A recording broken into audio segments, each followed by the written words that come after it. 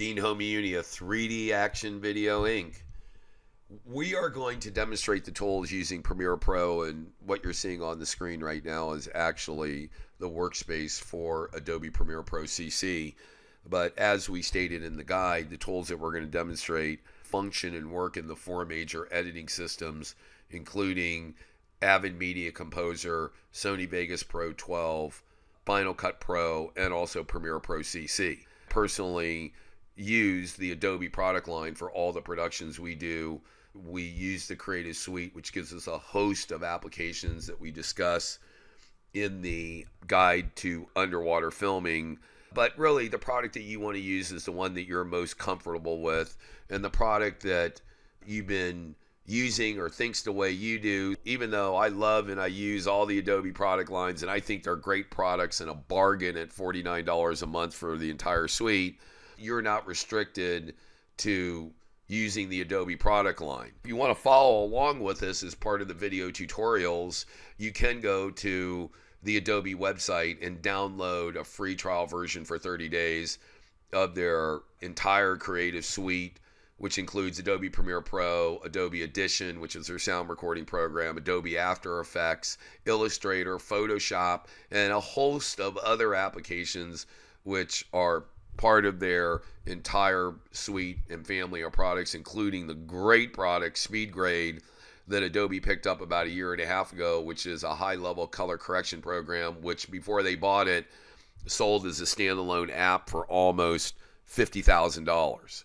Once again, you don't have to use the Adobe products. You can use the application you're actually using, but as part of the guide, we do have a list of various add-on products to the four major editing packages that you're going to have to download and have as part of your tool sets as we move forward. During these tutorial lessons, we are going to be using Premiere Pro as our film editing system and various add-on packages from Boris FX, GenArts, Tiffen DFX, and some other vendors. And one of the major plugins that we're going to use is the Quick S3D plugin from Vision 3 Imaging Inc. This plugin allows us to be able to edit a left and right eye, which is the way our 3D camcorders film. Now, many of you may be interested in 3D, and many of you may not. But we're going to see, after I'm done speaking here, about a 20-minute video from Dave's Tech Table that discusses the Vision 3 Imaging Inc. Quick S3D plugin. We chose the Adobe applications because they're cross-platform and the strength and the breadth of the family of products. We use the S3D plugin because we believe that that is the best combination to work with Adobe Premiere Pro and Adobe After Effects, and we also work on personal computers. But if you're running on a Mac, there is another application from Dashwood Cinema Solutions, which is a great application. And you're going to wind up seeing that in the family of products as part of the next tutorial after this lesson. So let's turn around and watch Dave of Dave's Tech Table give a wonderful demonstration of the Quick S3D plugin. And maybe you're not interested in 3D, but you're going to learn a lot of the terms by watching this approximately 20-minute video. Following this lesson, in lesson number 3, will be a thorough review of 2 demonstrations of the product done by Dashwood Cinema Solutions for their various product lines that run on the Mac. And their products only run on the Mac. Their products work with Final Cut Pro, Adobe Premiere Pro, Adobe After Effects, and Apple Motion. And once again, I encourage all of you to watch that particular lesson 3, and you will learn a lot about 3D and also see a great 3D editing system.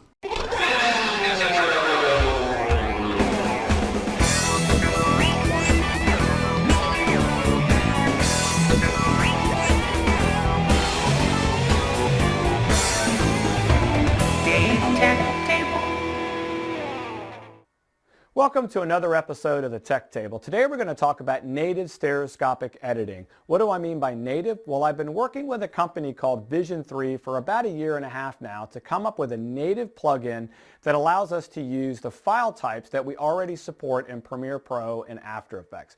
What do I mean by that? So imagine that you had a set of Canon 5Ds or a couple of GoPros, maybe a GoPro stereo rig, a Panasonic 3D-A1.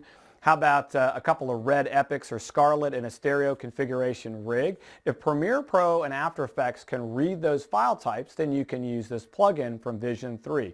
And it's a great plugin. All the adjustments that you could possibly imagine are in there. All the different display modes are in there as well. It really works great. They've also introduced it in two configurations. You've got a light version up here at a very affordable $49, as well as a Pro configuration, which allows you to use Premiere Pro and After Effects with some really advanced controls. So let's go check it out and take a closer look.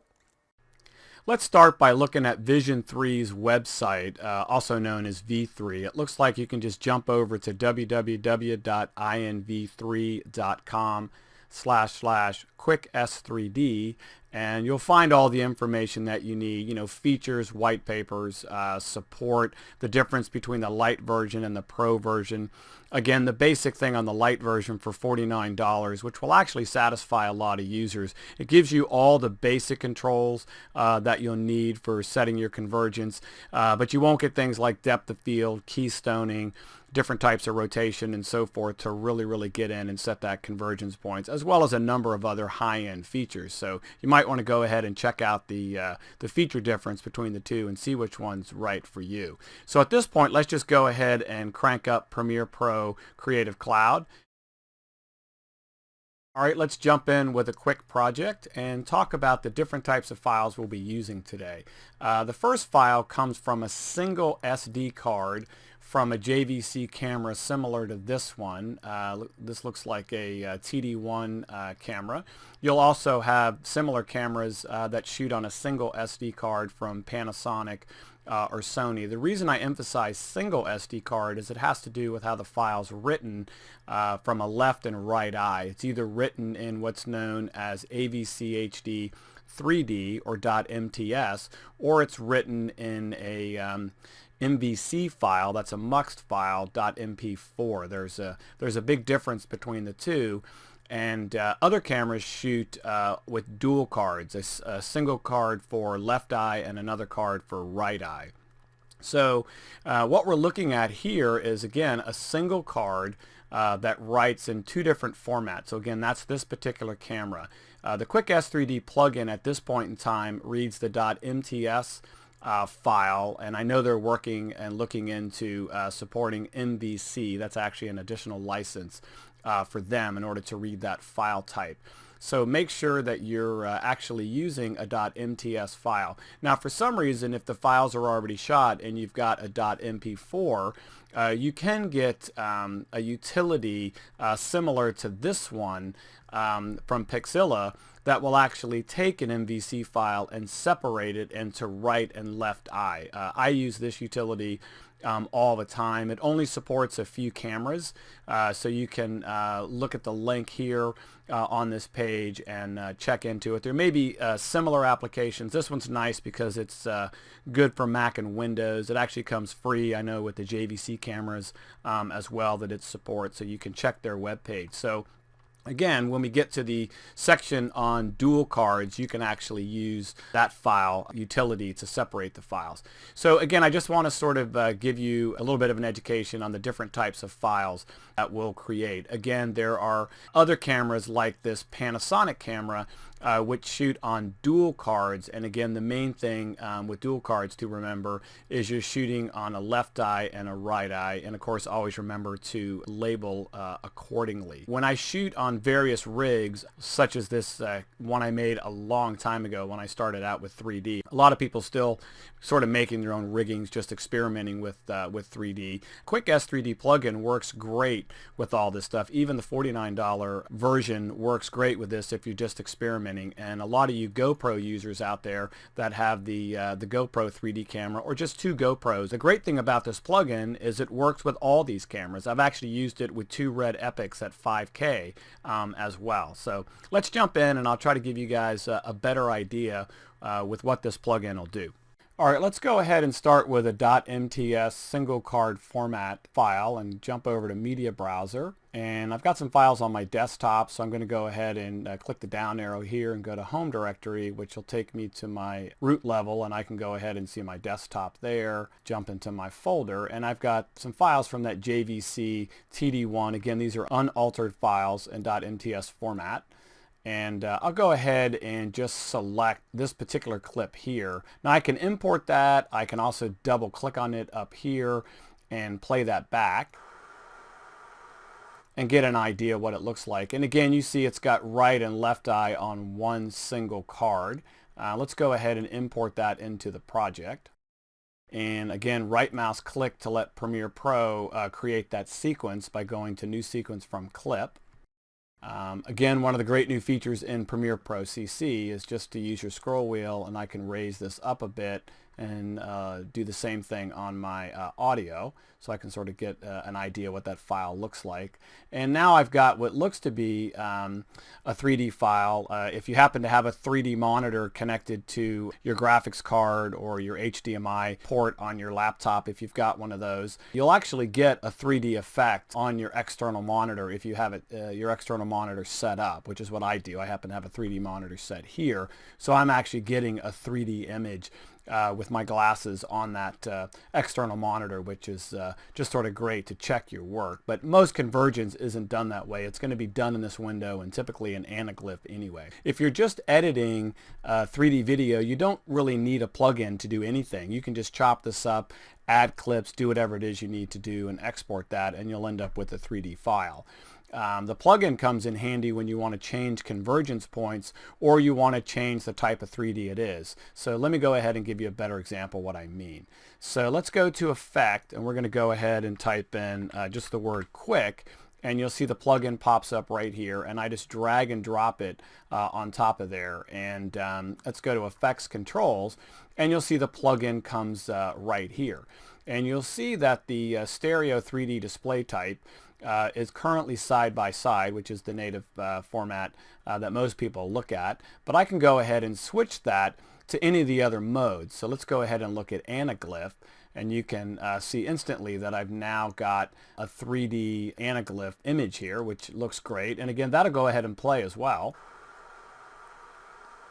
which looks great. So what the plugin's now going to allow me to do is change the convergence point. You can sort of see I've got this leaf fairly close to me, and I've got a tree back here. And if I want to start playing around with some of that convergence point in this jungle scene, then this plugin is going to allow me to do that. So the first thing I might want to do is go ahead and adjust my horizontal settings, so I can start to adjust some of this and maybe change the convergence point just a little on this leaf, which is going to give this tree in the background a bigger effect. And there's a couple of settings that you want to watch for.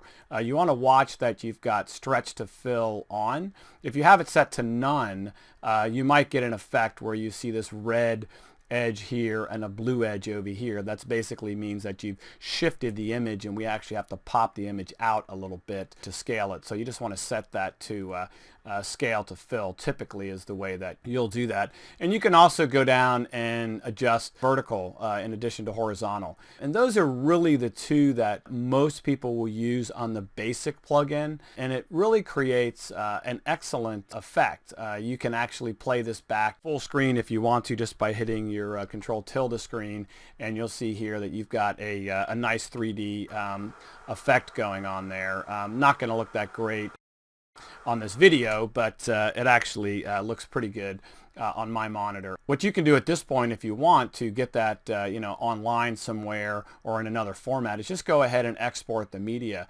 When you go ahead and export this, you'll see it shows up in Anaglyph here. If you happen to have set it to side by side or any of the other modes here, and you're trying to get it to play on a 3D player, whatever you see in the media encoder window, in the export window, is exactly what the file will look like when it exports. So you're actually getting a pretty good preview of what that'll look like. So again, that's sort of the basic way that the plugin works. It's very flexible when you're dealing with, again, changing those convergence points, or even better, when you want to go ahead and deal with a left card and a right card. So let's take a quick look at that. When you're dealing with two different cards, remember you have to label them accordingly. So I'm just going to close this folder up here, go to my media browser, and let's go up to this Canon folder. And you see that I've got a left card AVC HD, and this is the full folder structure just copied directly over from the card. I'm going to jump over here and I'll use this file here. Let's go ahead and import this into the project here.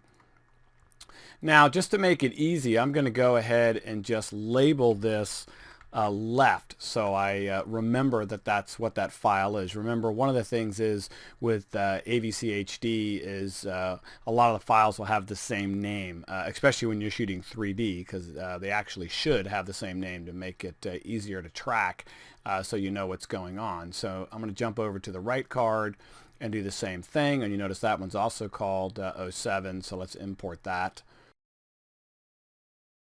The next step we want to do is go ahead and start with your right eye, right mouse click, and again select new sequence from clip. So Premiere Pro will go ahead and select the correct sequence size. And the next thing I want to do is go ahead and drag my left eye on video track 2. The next thing I like to do is just go ahead and use Premiere Pro CC's feature that allows me to resize the track just by grabbing this bar on the side, and I can do the same thing with my audio, so I sort of get a better idea what's going on with the image. So we'll go over to the Effects tab and apply the Quick S3D to the left eye, which again is on video track 2, again staying organized here. And the next thing you'll notice is that I don't have an effect here, and also secondary layer is grayed out. Again, this plugin is set up for a single card, sort of out of the box. So again, the first example that I gave you. So I have to tell the primary layer by flipping it down that it doesn't need to be demultiplexed. So I'm going to set that to none, which will turn on the secondary layer. Then I just need to tell the secondary layer that I want to go ahead and tell it that on video track 1 is where my right eye is. And you should instantly see that I've got an edge of my dock over here and I don't have it here. The images are close, but you're actually getting that left edge over here. The most important thing is that you actually put the right eye and left eye in the appropriate places. You don't want to reverse those.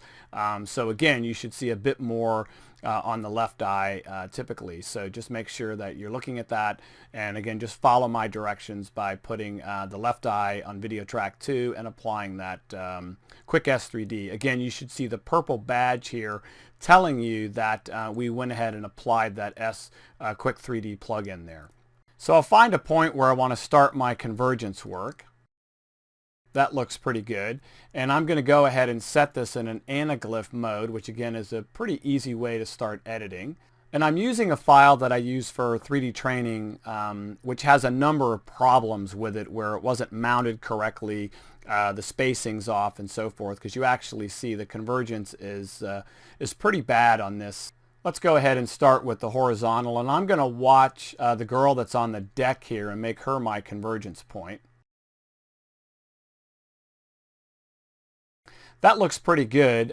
What you'll notice is I've got this red edge and the blue edge, and as you recall, that's my auto scale. You can either set that to stretch or scale, just depending on it. I find scale works better for me in most modes, so I'll go to scale, and that should pop that right out. And I find it easy to go ahead and put this in about 150 view, and then go ahead and double check that your vertical is not off. And that looks pretty good to me at that point. I could go ahead and noodle around with that some more, but remember, what you're trying to do is not completely eliminate the 3D effect. Just give yourself a convergence point. And that's basically what the plugin does. What you'll notice is, depending on how your 3D rig is set up, you'll notice there's a lot more control in the Pro version. Things like field of view, keystoning, different types of skews where you can go in and really start to make some serious adjustments. If you flip these down, you can see you've got even more control for exactly how you can get that convergence set to exactly the way that you need it. So Vision 3 has done an outstanding job of giving you all sorts of controls over this. Lots of different things you can do with rotation. One of the things you might notice is this hose that's running down the dock. I can actually go in and start playing around with some rotation over here and sort of figure out exactly what's going on with the hose. You'll see when I made that adjustment that pulled that out. I can go ahead and start to dial that back a little bit. And just an outstanding job on this plugin. And again, the difference is it deals with native files. There's no need to convert it to any other formats, which again is why they call it Quick S3D. Another thing you can do that's pretty fantastic with this plugin is you can use it in After Effects. Let me go ahead and launch After Effects, and I'll give you an idea of what it looks like in After Effects. And I'll just open up a project that I've already created for you, which gets us to the same point. So as you can see here, I've got my convergence point set, and if I just go down here, I can either go to the Effects tab or just click down here under Effects, Quick S3D. Here's all my settings. And you'll notice under secondary layer, I've got that chosen accordingly. Sometimes if you import a Premiere Pro project, I find that you might get an image that looks like this.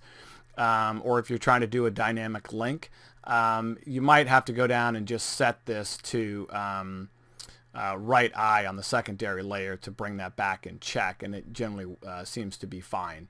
But all the settings look there, and what's really cool is, you know, having an effect like this inside of After Effects is a lot easier for rigging and doing After Effects things. Being able to set some 3D effects on top of After Effects, titling and other effects that you might do.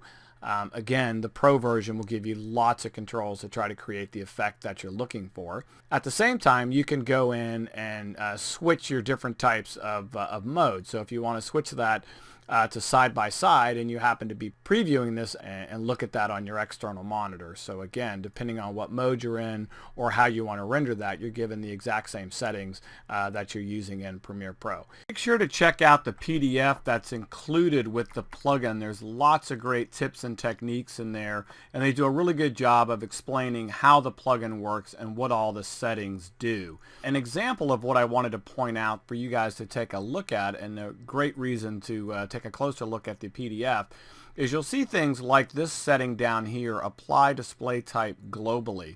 Let me jump over to Premiere and I'll give you a better idea what that actually does. It's very handy.